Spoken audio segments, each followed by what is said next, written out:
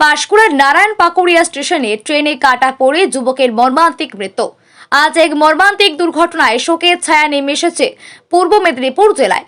Narayan Pakuria মুরাইল rail স্টেশনে ট্রেনে কাটা পড়ে মৃত্যু হলো শিমুল হান্ডা গ্রামের 17 বছরের যুবক নাকির হাসমির। পরিবার ও এলাকায় নেমে এসেছে গভীর শোকের ছায়া। জানা গিয়েছে কয়েকজন বন্ধুর সঙ্গে দীঘায় বেড়াতে গিয়েছিল নাকির। সেখান থেকে ফেরার পথে নারায়ণ পাকুড়িয়া স্টেশনে নেমে পাঁশকুড়া যাওয়ার উদ্দেশ্যে টিকিট কাটে সে। এরপর স্টেশন পারাপার করতে ট্রেন ধরতে যাওয়ার সময় আপ বন্দে ভারত এক্সপ্রেসের ধাক্কায় ঘটনাস্থলেই তার মৃত্যু হয়। দ্রুত ঘটনার খবর পেয়ে ঘটনাস্থলে পৌঁছায় পাঁশকুড়া থানার জিআরপি এবং রেল পুলিশের আধিকারিকরা।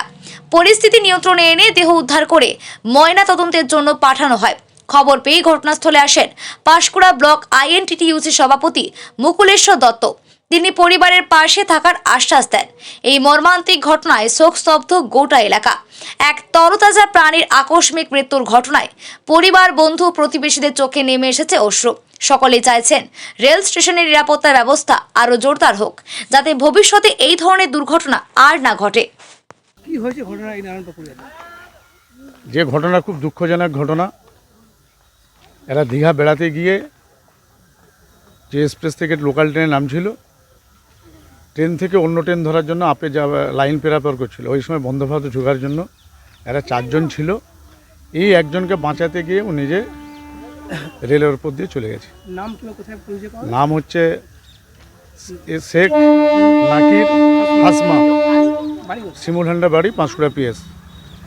আমি প্রথমেই আমি ওর জানাই, আন্তরিকভাবে সমবেদনা জানাচ্ছি পরিবারকে। এরকম ঘটনা নারায়ণ পাকুড়া মুরাইল স্টেশনে প্রায় মাঝে মাঝে ঘটে যায়। রেল উদাসীনের জন্য আমরা বারবার রেল অবরোধ করেছি, ডিআরএম সাহেবকে জানিয়েছি, সমস্ত দপ্তরকে জানার পর এখানে একটা যে রেল গেটের প্রয়োজন, বিশেষ করে যাত্রী প্যাসেঞ্জারদের সাথে, এটা যদি আজকে হতো আমার মনে হয় এরকম দুর্ঘটনা ঘটতো না। তাই আমি রেল কর্তৃপক্ষের কাছে অনুরোধ করব, একটি রেল গেট করে বিকল্পভাবে মানুষকে বাঁচার জন্য, মানুষের জীবন না যায়, এটা রেলকে আমি দেখার জন্য অনুরোধ করছি।